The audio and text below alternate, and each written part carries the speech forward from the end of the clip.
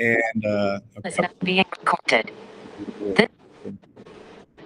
okay, good afternoon, everybody, and thank you for joining us, everyone, both to my board colleagues, Dr. Stubblefield, and to all staff. Thanks for joining us today. We're going to go ahead and call this meeting to order for this January 17, 2025 special board meeting at 1:07 p.m.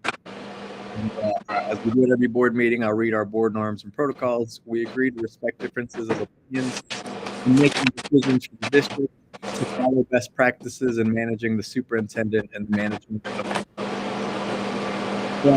when conducting business for the district, including while at board meetings, to never surprise the superintendent or each other when conducting official business of the district. We read these norms at the beginning of each board meeting and at work. Mrs. Lopez, Yes. hold on just a second, okay? Just one moment.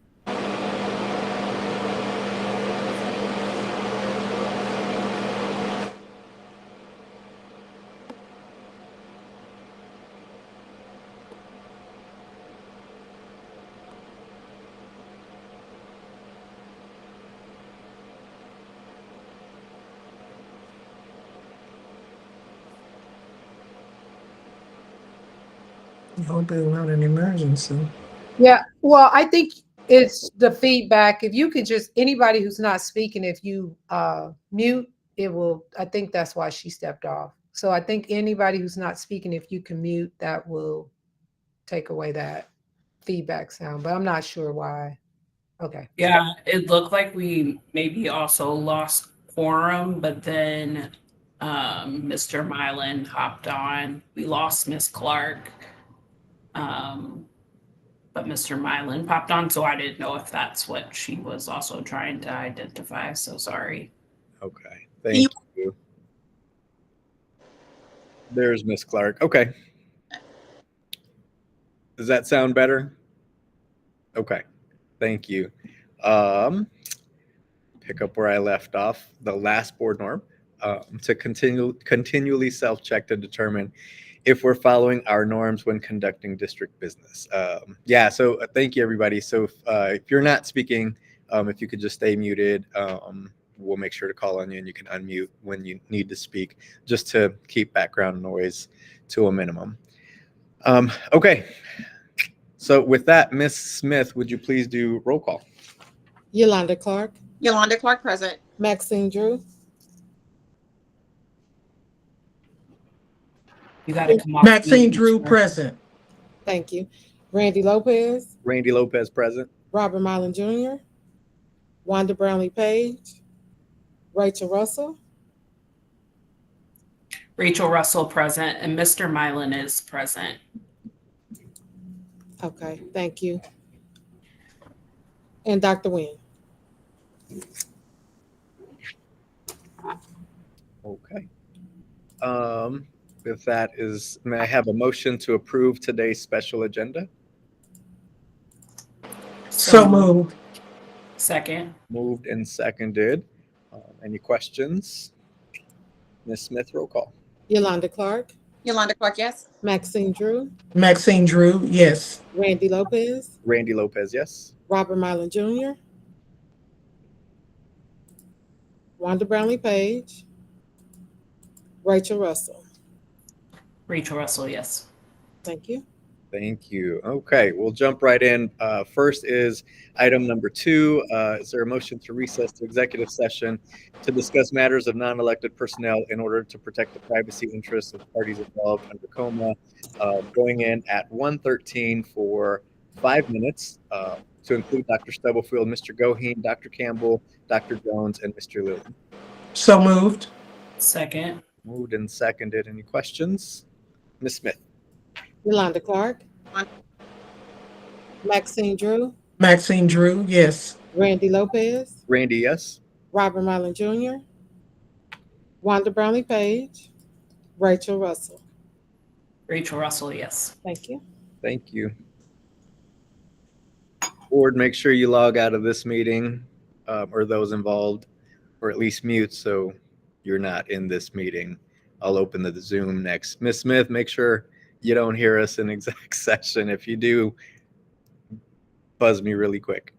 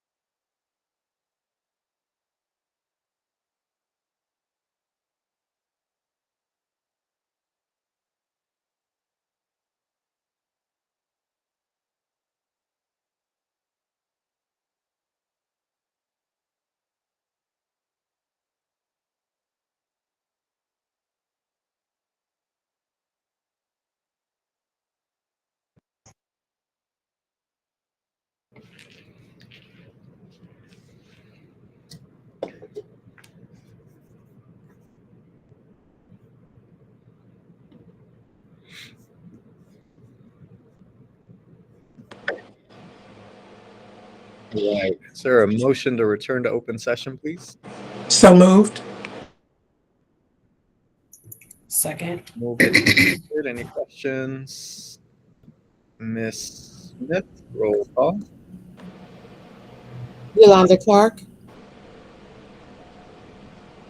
Maxine Drew. Maxine Drew, present. Randy Lopez. Randy Lopez, yes. Robert Marlin Jr. Wanda Brownlee Page.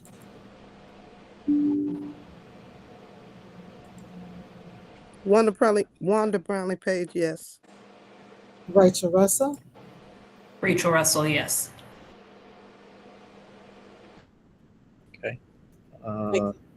Dr. Nguyen? No. Thank you. All right, we are back in open session. Is there a motion to waive liquidated damages? So moved. Second.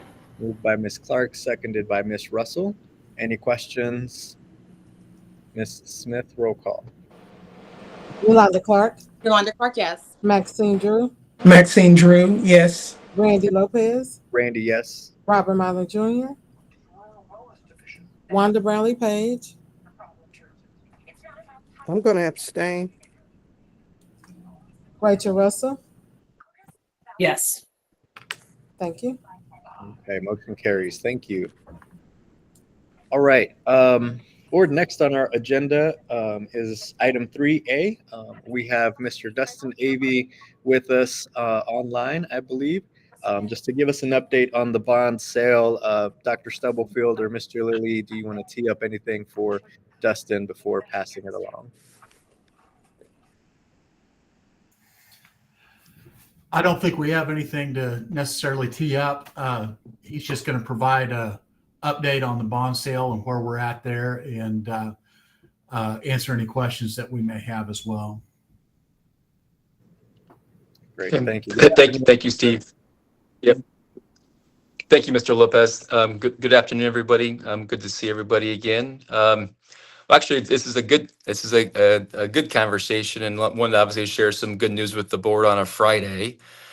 Maybe just as a little bit of a recap, obviously, again, a conversation we've had many times since the inception of the process to start planning for the bond vote that was approved by voters in November, and a conversation that occurred as we were calling the bond election last August. And then an affirmation of this as we had our conversation in November. I think from a plan of finance perspective, right, I think that our primary objectives, as we've talked about, is, particularly for this project, is as we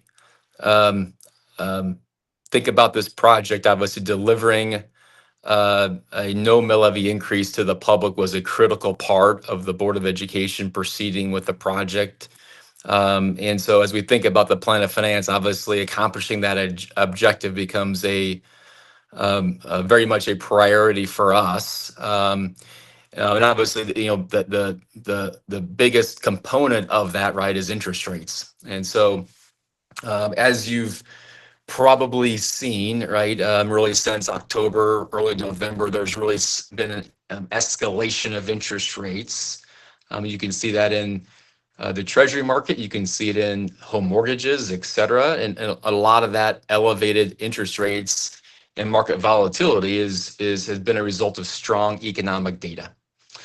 And so as we've kind of worked through the process, and again, after board approval to proceed with the bond financing at its board meeting in December, we really worked diligently to prepare all the documentation to be prepared to access the market and lock in interest rates in January, right? So first of all, I appreciate Steve and the finance staff and all their efforts along those lines to make sure that we were able to facilitate the process and get that documentation put together.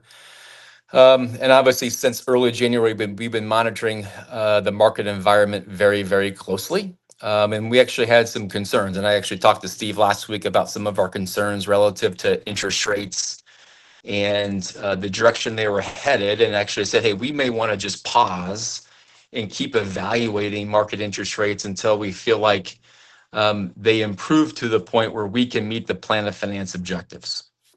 That was a week ago. And I would say a week ago, the interest rates were or I shouldn't say they were above 5%, right? So somewhat of a meaningful change and movement in interest rates since not only August, but certainly October and November as well. So as we might expect, the market can change every single day. There was actually some positive news in the market that came out earlier this week, and it basically was some news relative to some soft inflation data, which really what that does is it actually drives rates lower.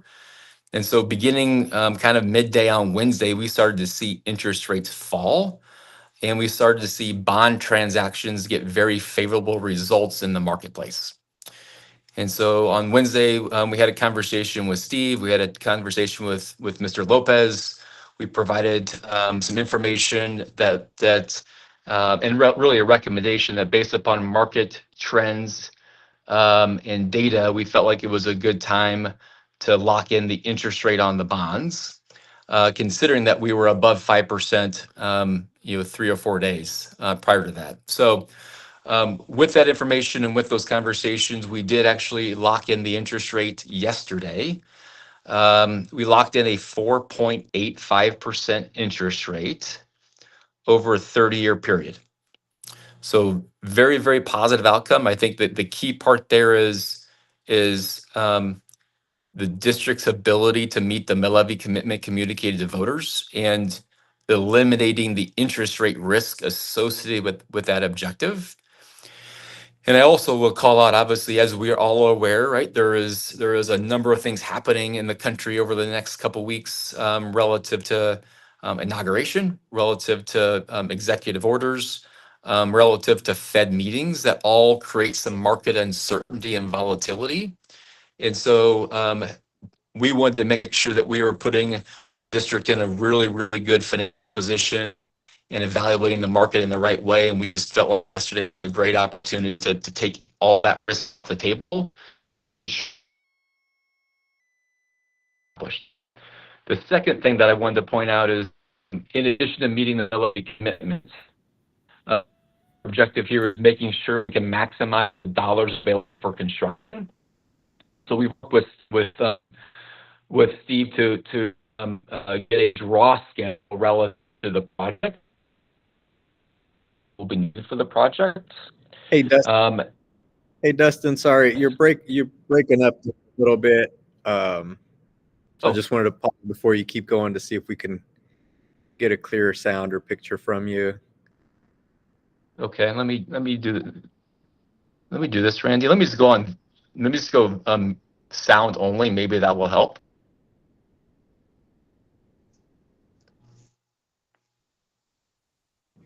I just wanted to make sure we weren't missing anything critical you were sharing. So thank you. Okay. Thank you, Mr. Lopez. I will try this, and yeah, please let me know if I cannot be heard. So thank you. Yeah, you're coming in much better. I will. Okay, thank you, Mr. Lopez.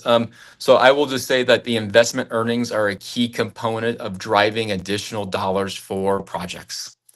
And we're in an environment now where we can reinvest the bond dollars as the district needs them over the course of construction to maximize the investment earnings to provide additional funds for projects that the district may need to pursue.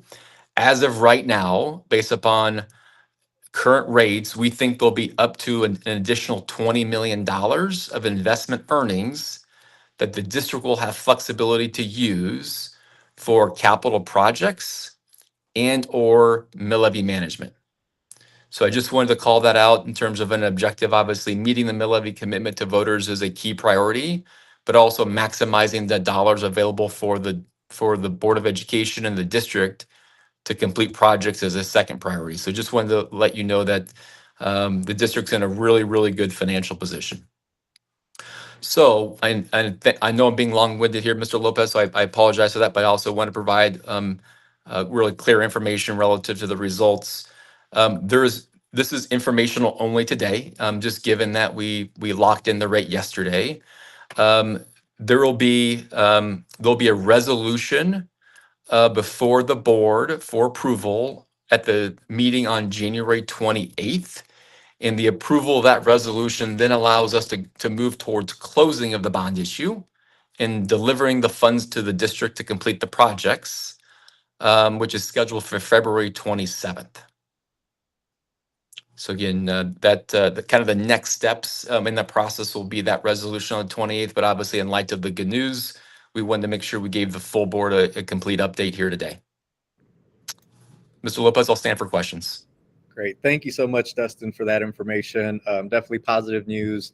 And thanks for keeping an eye on that, working with our team to make sure we get the best rate that we can to deliver on the bond to the community in the way that we said we would. So really appreciate the information. Board, any questions? Again, information, nothing to act on today. There's a resolution coming on the 28th, but Mr. Avia is here for us in case you have any questions, any clarification, or anything else you want to ask Dustin. The floor is open.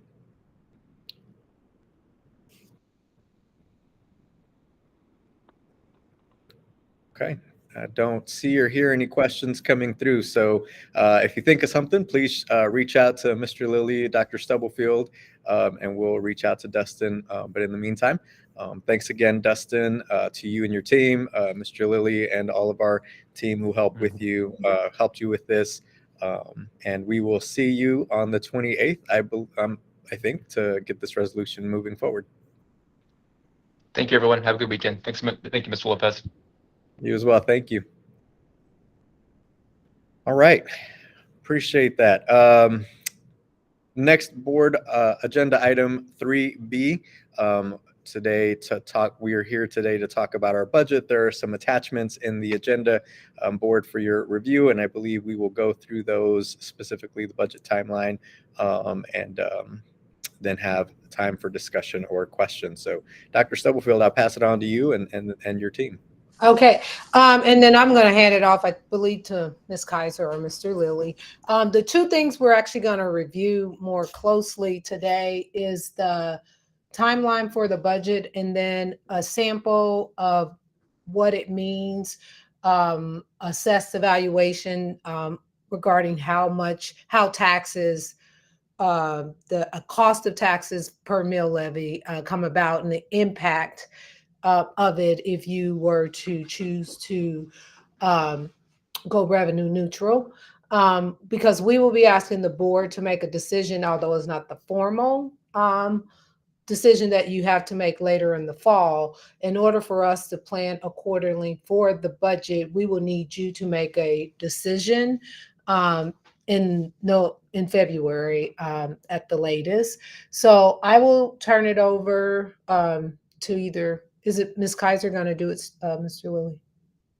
Or you? Yes, Ms. Kaiser is going to start us off on the budget timeline. Okay, thank you. Okay, let me see if I can present here.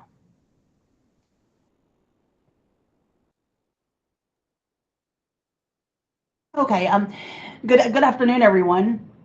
We talk a lot about estimates and hypotheticals throughout the year. And so we created this timeline just to share more information about when we actually receive information throughout the year.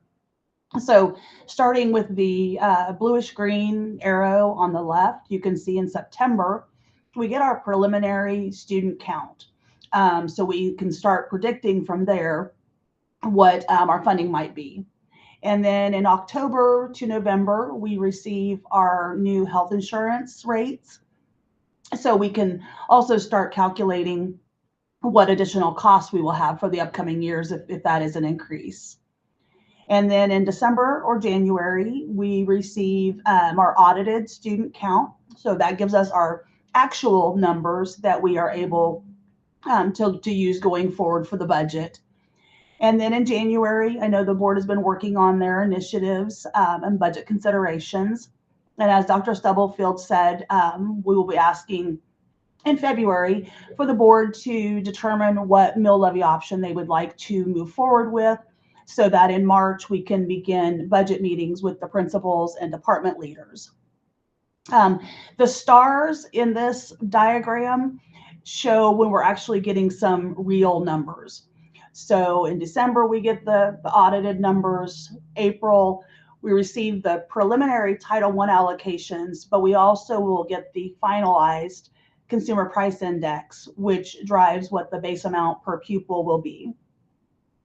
And then June 15th, we will receive the revenue neutral rate information from the UG. And so that is the time that we're actually able to give a definitive value of what revenue neutral looks like. And then in July, we start with the actual state budget document. August and September, we hold our hearings and submit the budget. And then it all starts over again. So we wanted to provide that just to show that there's a lot of guessing and predicting as we go along through this. But that's why we wanted to kind of share that. So I will open it for any questions on this document if you have any. Thank you, Ms. Kaiser. Any questions from the board on this?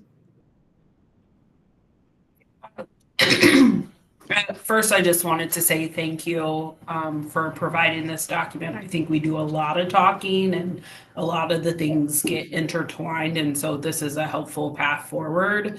I believe that I know that I believe, and I know that many other board members believe that student achievement should drive our budget decisions and allocations and how we move forward. The document does not describe the needs assessment portion or the building profile pieces. And I think it would be not in our best fiscal responsibility to make budgetary decisions without understanding the impact to student achievement. And so I guess while I understand the need for a decision next month, I also don't know that I would feel comfortable getting to a definite decision by next month unless I had all of these pieces that play a big role in that. And so I'm thinking about the flexibility of that conversation, but I'm also thinking about at what point, and I know I've been through this 3 years now, like where in here are the academic and the achievement pieces?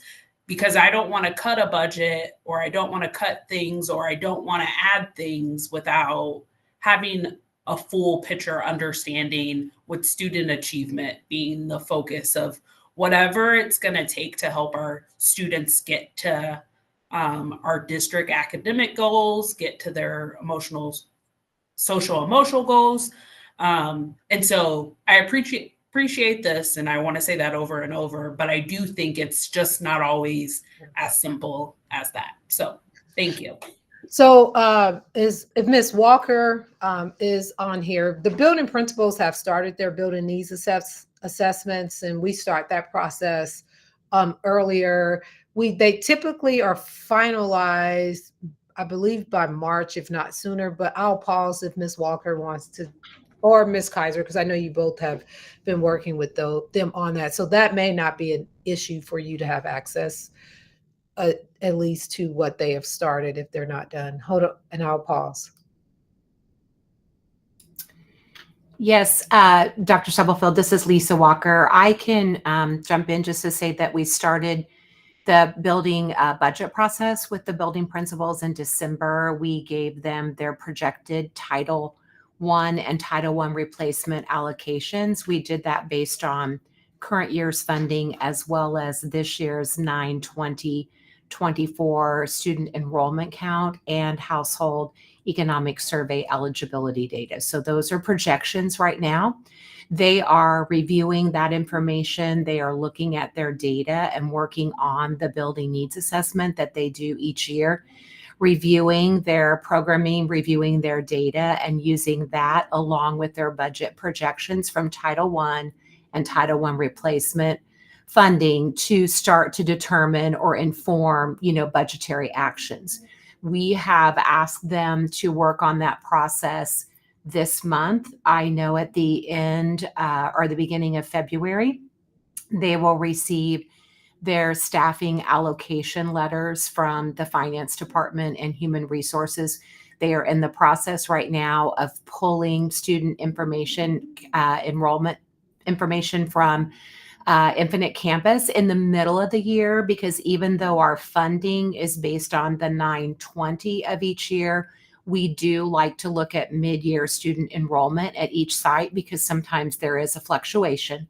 And so Human Resources and the finance team evaluates those numbers, and they make the teacher allocation for the following year based on the mid-year counts. So we gather that information as we get through those benchmarks where we feel like the data is a good time to draw for accuracy. And then in February, we will ask the principals to have their building needs assessments completed, as well as their projected budgets done by the end of February, in anticipation that we would start then the building budget meetings in March. We will not know preliminary title allocations until probably April. Sometimes it's even May when we get them, but we'll get the preliminary projections then so we can see if we are on track with what we believe is going to happen and make any adjustments needed at that time. And then in July, we will receive the final allocations. So, it's this timeline of as we get through several quarters each year, we get additional information from our own district, from the state, from the federal budgets. And that's how we're, kind of rolling through this process, in addition to, decisions that your team is making. So that's the timeline I can give for the title budgets. And then Tracy Kaiser, if you have anything that I've missed, please feel free to jump in. So to answer Ms. Russell's question, if we're asking the board to make a decision about mill levy, which directly impacts whether you are revenue neutral or exceeded, the building needs assessments, they will be completed hopefully by the end of January, early February, so that they would have that information. The part that honestly, the major parts of it. So, and Ms. Russell, I completely hear you. The challenge that we run into, in which we are trying to prevent, is if in August, like we're planning and you all haven't, and we're planning like with the assumption that we're not, if we plan to exceed the revenue neutral rate,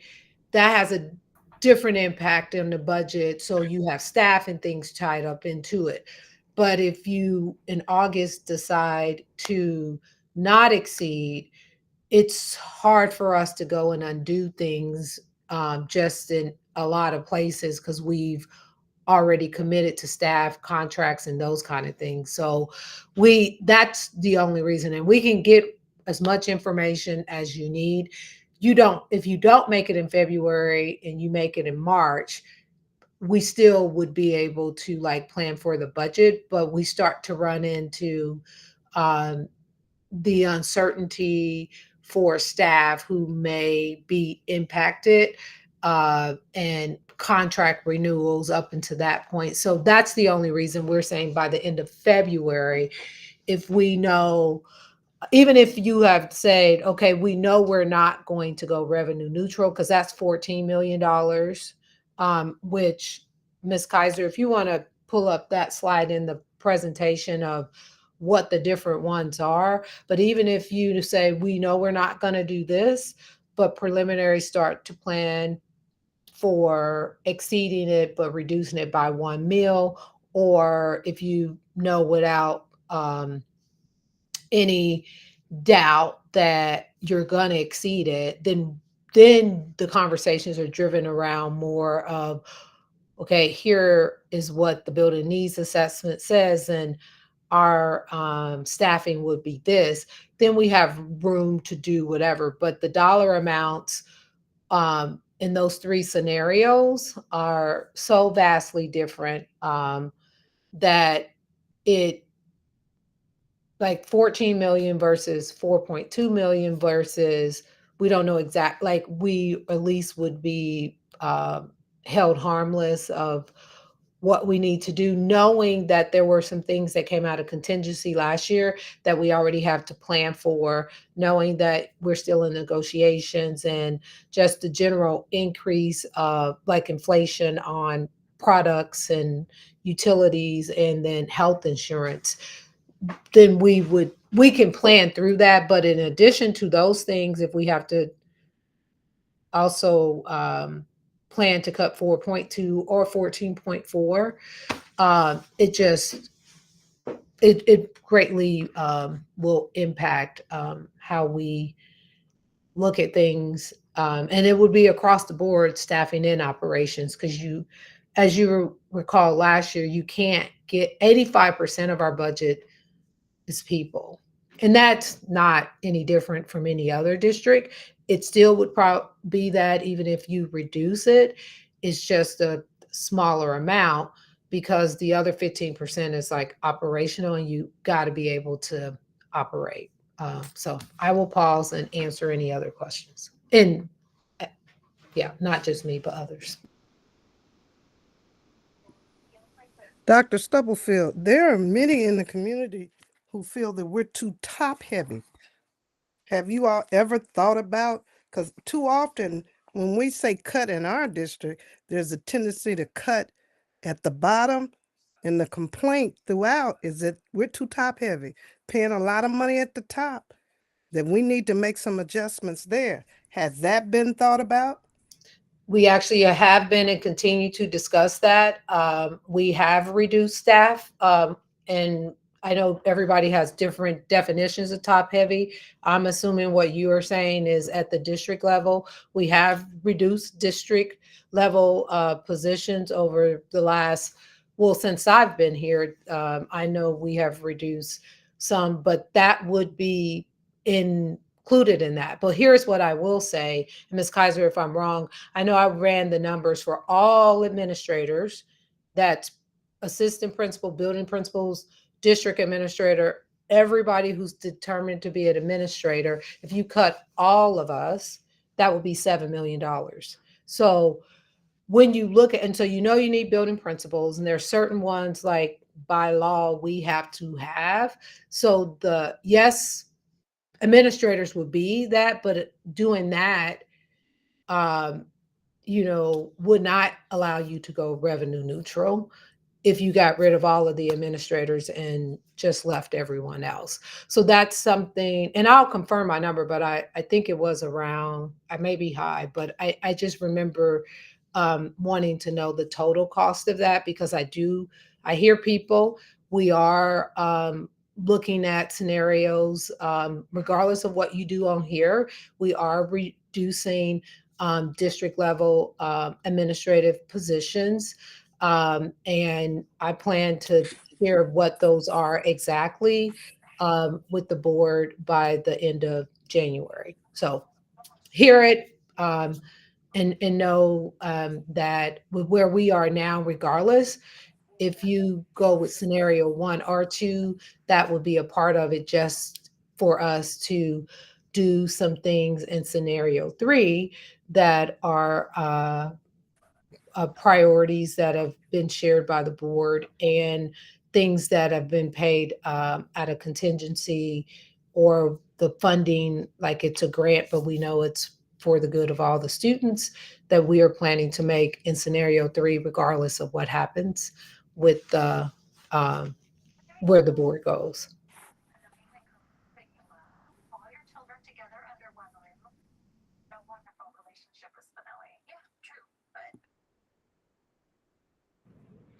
Thank you. Additional questions so far on the information that was shared thus far?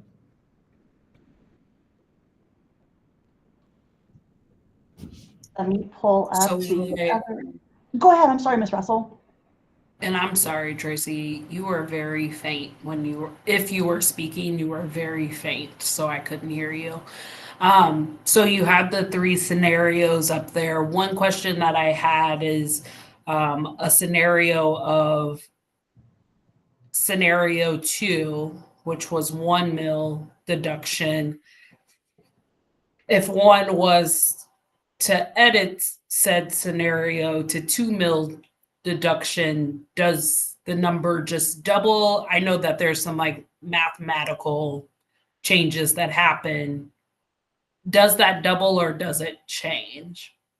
So if I was to say an $8 million funding reduction, not as high as 14, but is a little more steeper than just a 1 mil deduction. I guess going back to my question, would it just be double what scenario 2 is? Right. Yeah, I do understand your question. Brad Isnard is actually the one who created this, so I will let him respond. I'm not sure what his calculations were. Brad?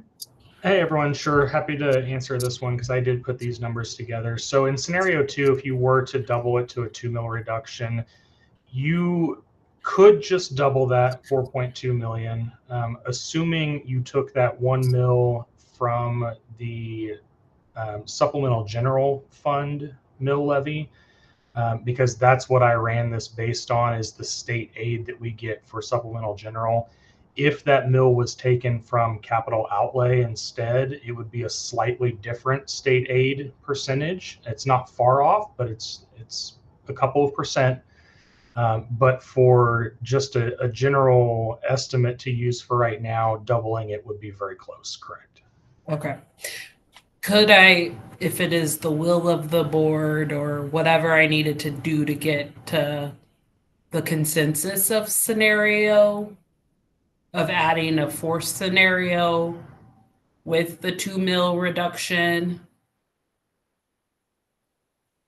and exploring whichever way, Brad, I heard you on the capital outlay and the general, I think you said general, not supplemental, to explore a 2 mil deduction. I feel like scenario 1 is high, but I also feel like scenario 2, I won't say is low, but I'm trying to meet somewhere in the middle. So that's, I would just like to explore what that looks like. And maybe it means we have to choose 1 or 2, but I'm thinking of in the middle. So. And I actually have a tool that I've created that we could share with the board that would allow you to put in different mill reductions for the 2 different funds in any combination that you wanted. So 1 mil here, 1.5 mils from another, and it would tell you the exact amount with that state aid taken into account. So that's something we can easily share with you. Okay. And I also want to clarify, because I think this has come up, if we were to do something in capital outlay, it does impact the bond or it doesn't? Or was that prior to us getting to the point that we're at? Or were you just saying the 2 supplemental and general? Supplemental general is also called sometimes local option budget, or LOB. So that's just local tax collection. And then your capital outlay, it wouldn't affect the funding that's going to pay for the bonds. That's in the bond and interest fund separately. It is a budget impact because we have to remember to keep the mill levy flat out of adding to that bond and interest fund. There's already going to be a reduction of mills to capital outlay. So if we continue to take more mills from capital outlay, you're really going to hurt your ability to continue just normal maintenance operations. So that's just something we have to look at very carefully as we determine, do we want to take extra mills from that LOB or capital outlay? Is where are we going to need that money in the next year? So and then the other, and I guess I just was asking that because when he just gave his presentation, he mentioned the 20 million in savings that we would be able to put to other projects. And so that's where my head a little bit was going, is like, if we're going to have that 20 mil that we can commit to capital projects, not that I'm saying we should go the capital outlay way, but based on how the interest if I understood what he was saying, and I could be completely No, wrong. you understand them correctly, but there are two things happening simultaneously. We just have our regular maintenance that has nothing to do with those projects that were not included in the bond. So if you want to use if you decided to reduce the capital outlay, we will not, the option will be just the regular maintenance, but that's one-time money, right? Like, so when it runs out, we're no longer getting the money annually from the state or the state aid that goes with it. It's gone. And it's like using your savings to pay your monthly bills. If you use the 20 million to say, like, these were other projects that we know was on the facility master plan that we could address with that additional 20 million, those are one-time costs.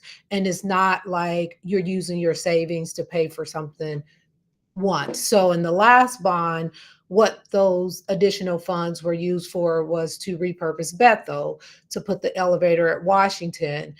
So it's those kind of one-time things that if we didn't do that with the bond money and you had used it for roof replacements, when the roofs have to be replaced again, unless you pass another bond, you got to build it in your budget eventually. So you could use it, but you still got to future plan out just those regular things that happen.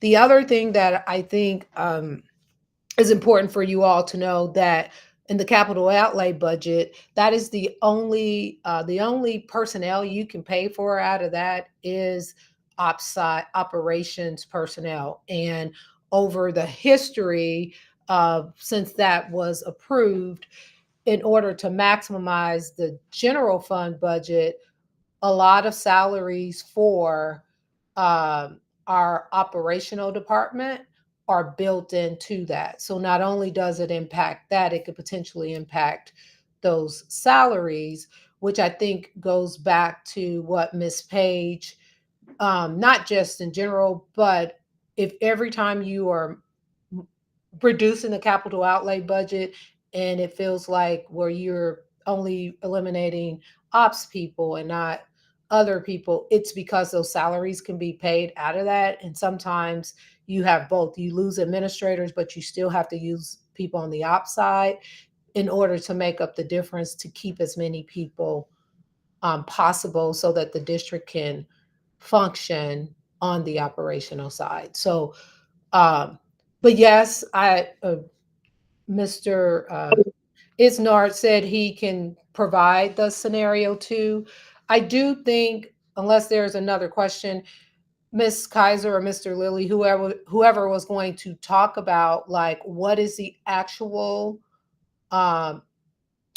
estimate impact when you reduce it by 1 mil based on your home value? Because the other thing we do not want to do is do this and then people are like we reduce, you all make the choice to reduce the budget by $8 million, and then people are like, I didn't see any difference in my taxes. So we just want to be transparent about what that looks like. So if you can share that, and we can definitely answer any other questions. Really quick. Actually, sorry, Mr. Lilly, really quick, because I think it ties into this next piece that Dr. Stubblefield is asking to share. Just for my clarity on those scenarios, the dollars that are shown under scenario 1 or 2, right? The 14 million, the 4.2 million, that's total of both state funding and local tax revenue. So like under scenario 2, the 1 mil reduction, the $4.2 million funding declined is money we're leaving at the table or saying no to, 68% of that coming from the state. So that's 2.9 million that would have come from the state for state aid. I just want to make sure I'm reading the numbers correctly. Does that sound right? That's Okay. Thank you. Sorry, Mr. Lilly, go ahead. No, I just wanted, just for a point of clarity on the bond information that Dustin was sharing earlier too, that 20 million is interest earned on bond proceeds. So it's not like there's 20 million additional in our account right away, right? It's like a savings account, or, you know, we're drawing interest on that, and that will accumulate. And that's the projection that makes $20 million as well. It's not like when we issue these bonds, when they're sold, we're 180 million plus 20 million. We're 180 million. And then we'll invest those funds right away, and we'll start accruing interest on those. And that's where that 20 million will eventually come into play.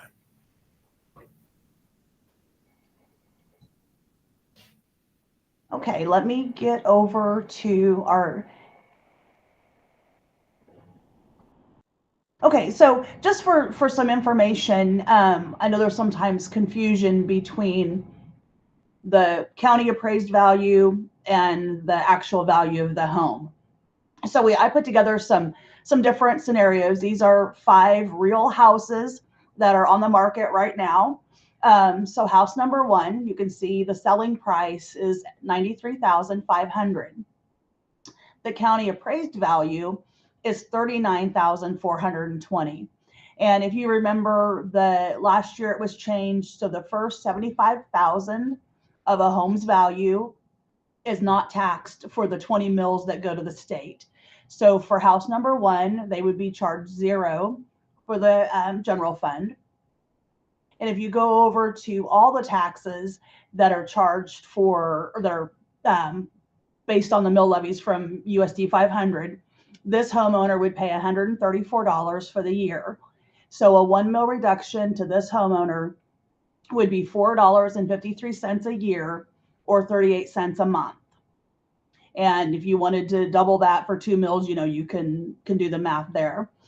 And so then house number 2, $109,000 is the selling price, and the county appraisal is $76,500. So they're only going to pay the 20 mills on $1,500, which is a $76,500 minus $75,000. So they're going to pay $3 into general fund, $261 for the rest of our for supplemental general, capital outlay, bond, and interest. And so their total for a 1 mil reduction on their selling price of $109,000 would be $8.80 a year, or 73 cents a month.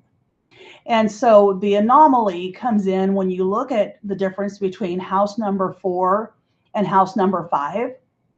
So house number 4 is selling for $205,000, and their appraised value is $162,900.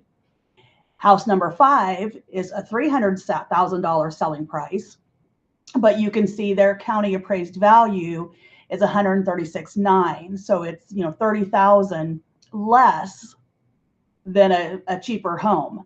So for house number 4, there would be 2 options. Either the $162,900 is too high, and they would want to appeal that county appraisal, or house number 5 is too low. So they obviously would not want to appeal anything, but you know, those are the differences. So there could be upgrades, different things, but we just kind of wanted to provide a little bit of a scenario to show you. So in Brad's presentation, when he shows a $300,000 home, that is the county appraised value. That is not the list value.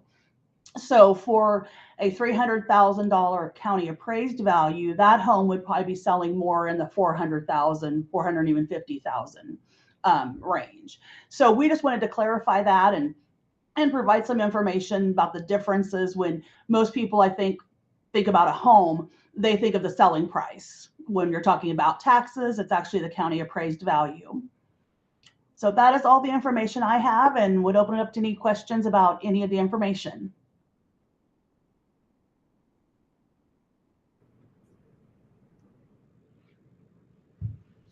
Thank you, Ms. Kaiser. Any questions for Ms. Kaiser on this information?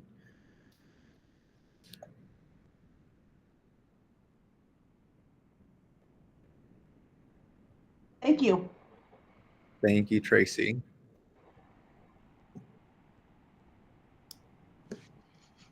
So just so that we're all on the same page, the additional information in addition to what we have provided you all, and then we'll bring, I think majority of you, and I haven't checked, but Mr.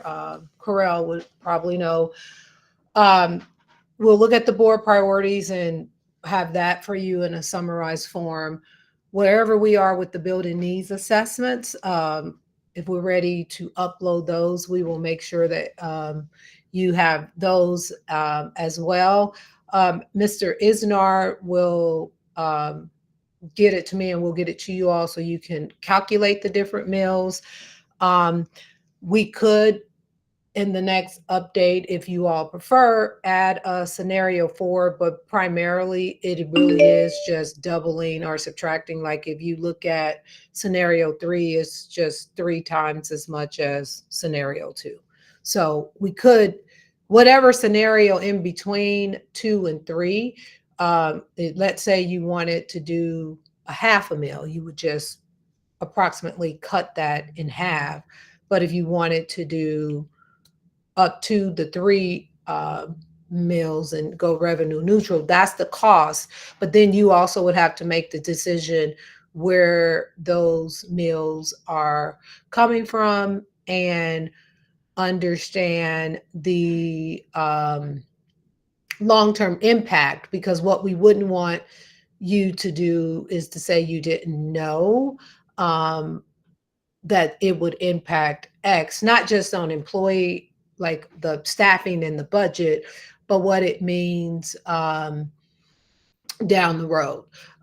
So for example, a couple of districts around us, and you can do the research, went revenue neutral. I think 1 or 2 years in a row. The third year, they could no longer afford to do it. And what happened to their community and citizens, their taxes never, because of assessed evaluation and where their home fell, they really never felt it. And then it jumped up even more when they had to go back to raise mills because of the cost at that time to raise them and the money that they lost over that time regarding state aid. So I'll let Ms. Kaiser speak. If I said something wrong or I misunderstood, Ms. Kaiser or Mr. Lilly or Mr. Isner, please correct me. No. Can we get the names of those districts, please? I can give it to you offline. I don't want to say it publicly. Yes. Okay. Thank you. I forgot one thing I did want to update the board on, though, is some possible pending legislation. One that you'll see in the news now is that there is a bill being introduced to change the Constitution, which would limit house valuations going up more than 3% a year. So if that is passed through the legislature, then it would go to the state voters to vote to change the Constitution. Excuse me. If that would happen, then we would know going forward, the most a home value would go up is 3%. So it would help us in planning purposes, but there is some opposition because it does impact school funding so much. So we'll see how that one goes. And then the other is a proposition to lower the 20 mills to 18.5. That would not impact the school districts because the state would have to come up with that other 1.5 mills, the dollars that generates. The state would have to come up with to fully fund education. But those are two things that we are watching, that we know of at this point, and we'll keep you updated as we hear any other advancements. Thank you.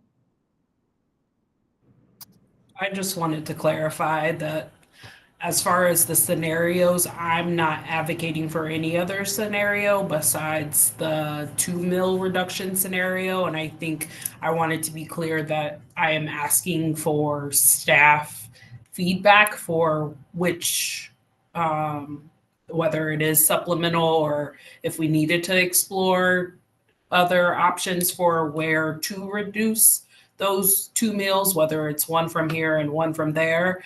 I think too many scenarios make it harder to get to a decision. But I am passionate about exploring the 2 mil reduction. And it would be 2 mills in addition to the already committed mill changes, the 1.5 in the library fund, the 1 mil reduction in capital outlay. So I just wanted to be clear that that was what I was advocating for.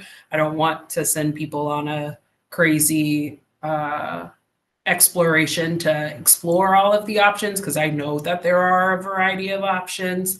And then the last thing that I wanted to ask is, when do we think we would have the budget considerations or initiatives from the board report back?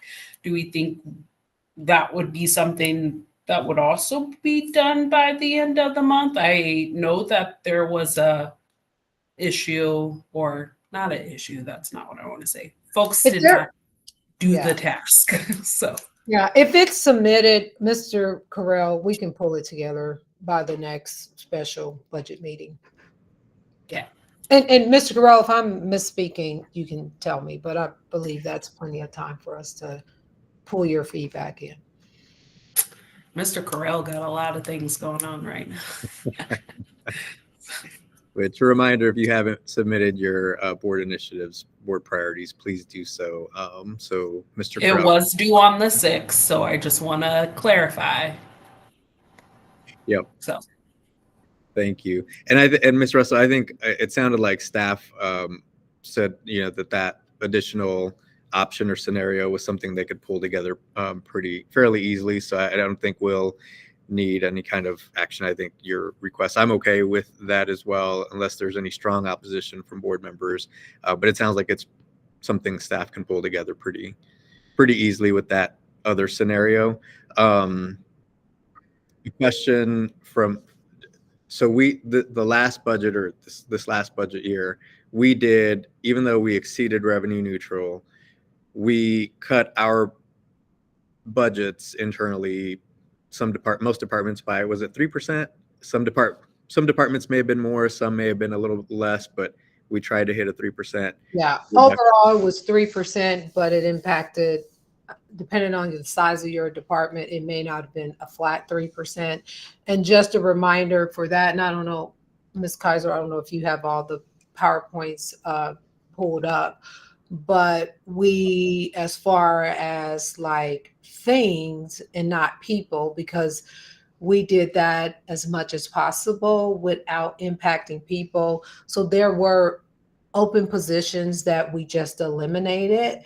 And then a lot of it was just restructuring budgets around supplies, travel, anything that was not people, but we still had to go to open positions because we could not get there without impacting people. And so I just want to level set on that not to send any confusion, but there is no way when you look at 85% of our budget, because what was 3% of the entire, just the operational side of the budget from general funds? It was not, how much was that, Ms. Kaiser? Yeah, a reduction of 3% in the department budgets was a little less than 1.6 million. Yeah. So beyond that, we have to operate, be able to do things. So a reduction on things that's not involving people at 3%, it was 1.5 or whatever she just said. And we did that and then still had to go to, some budgets had to do more. And we also eliminated positions across the board at every level that we once had them, but we don't have them any longer. So just want to level set around that as you start to think about it. Not that things can't be done creatively or those kind of things, but it's a matter of what's the priority, but it will impact both operations and individuals. Mr. Mylan. Oh, you're muted there, Mr. Mylan. Sorry, I got a couple of questions, not concerns, questions. And I might be backing up a little bit for clarity for myself. Is this a particular planning that we're doing predicated, let me get my words right to sort of sound right. The predicted planning that we're doing, is it predicated, the budget predicated, there it is, on exceeding the revenue sharing or not exceeding the revenue sharing? I think that's very important. And secondly, I agree with Ms. Russell. I think too many scenarios makes it not necessarily confusing, but it gives you too many options. It doesn't give you a concrete and a solid foundation on what might be good, because I think when you get too many, some of them are weakened or weaker than the others, if I may say that. They're not as strong and carry much weight, and the effectiveness might not be well in a negative way. So those are basically my questions. I don't say concerns, but the predicated budget, make sure, because we never know if it's going to be, we're going to exceed or not exceed. And the budget is always better to have enough surplus than not to go over, than we're as Ms. Page said, we're top heavy, and once we get involved, once it's there, it's there. And I just think we need to just be careful that we don't put ourselves in a strain, because we know things are going up, nothing's going up. We look at the day, overnight gas, petroleum went up 12 cents. I mean, it goes from 272 to 284. So that's something we can't control. So we just got to make sure we look at that when the budget is predicated. What is it predicated based on in our planning? So those are the scenarios, Mr. Mylan, and that's what we're asking the board to decide sooner than later. Ideally for us, it would be no later than the last February board meeting, or the February budget meeting. Scenario 1 is not exceeding revenue neutral. Scenario 1 is exceeding revenue neutral. Scenario 2 is exceeding but reducing by 1 mil.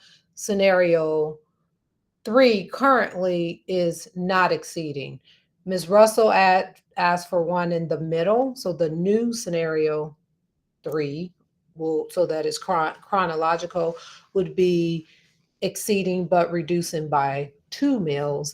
And this is just a reminder, it is all an estimate because we don't have the actual numbers, but this is based off of last year's numbers. If you would have moved forward with either scenario 2 or 3, that would have been the additional that we had to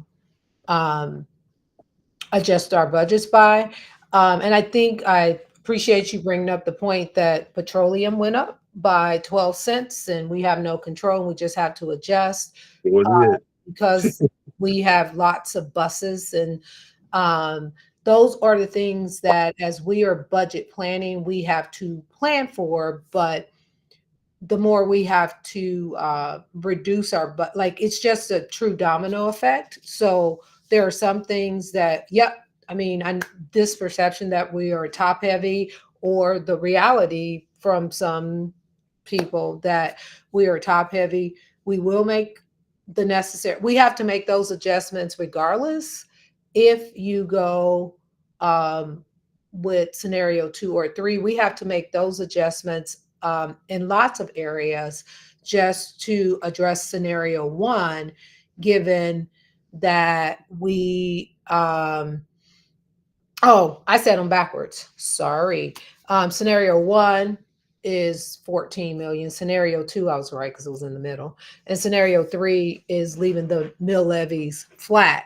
Even if we leave the mill levies flat, because of the predictability of what new money we get from the state based off our per pupil count, we already know just inflation, you still have negotiations, and the cost of insurance and those kind of things. We already know it's gone up. So we Right. have to make adjustments within our budget already without going scenario to scenario 2 or 1.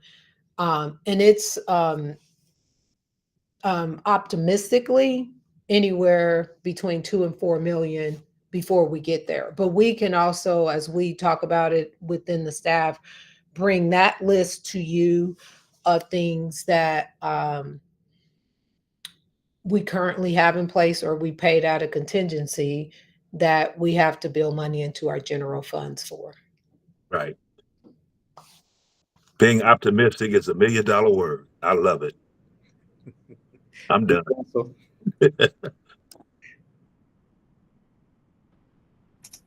Yeah, so I think I want to forecast in my mind kind of where I'm thinking, and people can tell me if it's different. So between now and February 21st, we're going to work on getting the board initiatives and consideration, the needs assessments. I do like that the pooling, the contingency pieces, all of the things that we know will have an impact on the upcoming year's budget, and kind of having that information. I think in my mind at that February 21st meeting, we're talking through those things, looking at the additional scenario, and just like glancing at that. I want to push back on the February 27th meeting and say that if we get all of that information on the 21st to give us all a couple of weeks to set in, it is my understanding that the March finance meeting is now going to happen on March 7th. And so I would also advocate that. I know staff asked today for February, but I feel like if we have our next meeting on the 21st, we have our regular board meeting on the 27th, and then we give people into the 7th to kind of put all of those things together, that's 2 weeks. And so then look to March 7th for the board to have either finalized a decision or to have be able to provide concrete direction. So that is what I am thinking. I love to push back, but I also, if we think 1 week is going to make or break, I think. Yeah, and honestly, we could probably, our target would be to have all of this for the special budget meeting in February, the February 21st date, but the March 7th date would still, it could not, I mean, as you start to creep past that, you start to creep past options when we're talking about personnel. I mean, we still have some options, but you just don't want to like tell people in April or May when they haven't had an opportunity to go look somewhere else that their position no longer exists. That's the only thing. So March 7th, we can make it happen, but I would say anything beyond that, you start to close your window on where the money can be reduced from. And Mr. Lopez, in the state legislature, I know Tracy had gave that they're trying to make a constitution to change the rate, the percentage that people can be taxed. Well, our state legislature is also trying to do away with corporate tax. If they do that, and they're going to get it because they're in the majority, the Republicans, then somebody else has to pay that. So it's a lot you got to consider. If you hadn't heard, that's what they're planning to do. Thank you, Ms. Page. That's good insight. Yeah, thank you for that. Mr. Milan, you had your hand up as well. Yeah, Superintendent, I agree totally what she was saying. we need to do this soon as possible to see where we're headed. We talk about finances and planning, what's going to affect people, have a trickling down effect.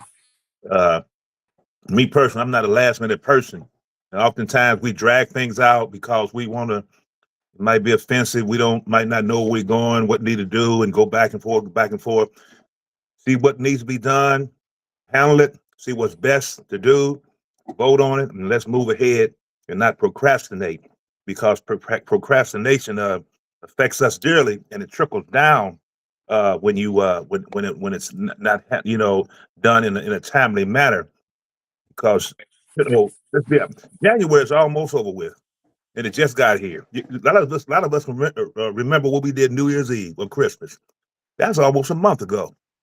February is right around the corner. So we look around, here's March. And we say, oh, where we go? Well, here's graduation. And then we're tracking along. So that's just my viewpoint on it, because I want us to make sure this is handled in the best way possible that affects all of us, and we can progress as a body, as a school district, as a whole. Mr. Lopez. Yes. Mr. Mylan, I respect your opinion, but we do need to have more data and make sure we have the data that we need to make a good decision. Yes, time is of essence, but we do need the information. And I agree with Ms. Russell about student achievement. Our budget says a lot about us and how we treat children. So in an effort to hurry up and get it done, we need to make sure we have the right data and the information to make sound decisions. I don't believe in rushing. People call it kicking the can, but hey, do we have the information? And sometimes we don't always get that.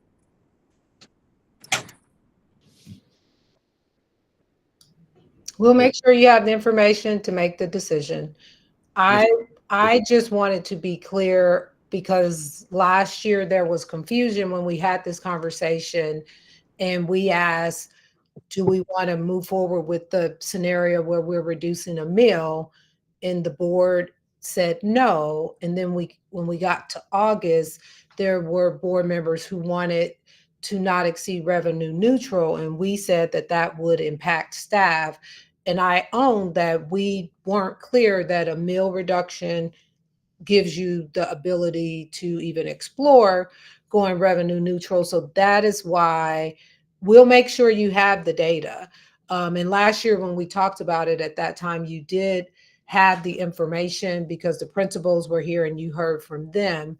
And that was all in March. So we can make the adjustment. I'll get with staff, because typically the needs assessment from the principals, they're not complete. We have all the academic data, but the actual needs assessments they're not completed until February. So prior to the March 7th special meeting, you would get that in order not to dump this on our principals, to make them speed up, like they're in the process, but they haven't until the end of February. So that last week of February, between May 7th, that will be the last piece that we upload and get to, so that they can keep their original timeline regarding that. So we'll make sure you have it all. And if you, for whatever reason, can't make a decision in March, we're just being transparent about the longer you don't make a decision, it closes the window on options for things that can be explored. And once again, 85% of our budget is people. So there's no scenario that will not impact how we are staffed. And it does, we have not included administrators, but just so it is understood, none of these scenarios can just be administrators. And we have reduced administrative positions since I've been here. Mr. Mylan, you had your hand up again. Yeah, I just wanted to echo. I'm not one to say we just rush things. I don't want to have that feeling and present that. All I'm saying, just I want to echo to be clear, when we do have the data, let us make the best possible decision that we can make, because oftentimes the data doesn't change. But when we do have the data, and I appreciate Superintendent you saying that, and I just want to be clear, not just to do something blanket, just say hurry to get. I'm not saying in a hurry, but oftentimes when we do have the data, let's make a decision, because time is an essence for everyone involved. And Superintendent, you handle that because in a great a way that it affects others and it preempts others from doing the job or the area that needs to be done. That's all I'm saying. I'm not saying rush, rush, rush. When we have there, because it's, it has an effect. That's all. I'm not saying rush it.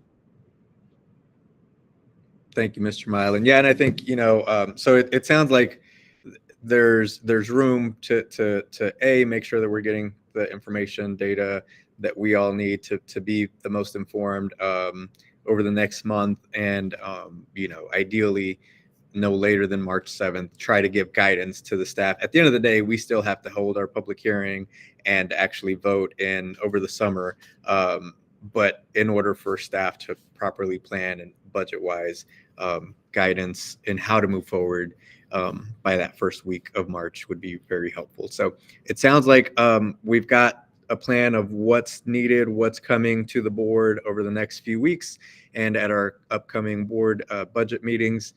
Any final thoughts or questions or anything else, Dr. Stubblefield, that you all were presenting on the budget today? Board, any other questions? Yeah, Mr. Lopez, Yes. are they going to add the fourth item for choices? Yes. Yeah. Staff is going to work on that additional scenario for the 2 mills reduction. Is that the one you're referring to, Ms. Brownlee-Page? Yes. Yeah.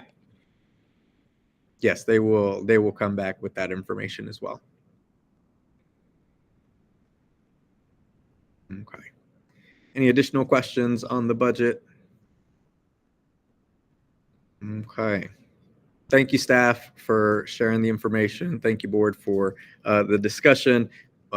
Lots of information to come and more discussion coming to continue. So, all right, we're going to continue with our agenda, and I recognize the time. And because of that, and also, board, we wanted to make sure that we had these policies on here for your review so you could see them.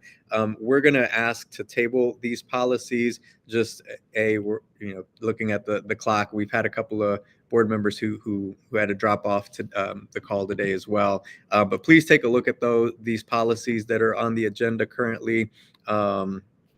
We'll need a motion to table these policies to the January 28th board meeting. And one in particular to the military leave policy, GARID, which is item H, if you could take a look at that as well. Mr. Goheen, is there anything that you need to just share with us before we move to table these policies to the 28th?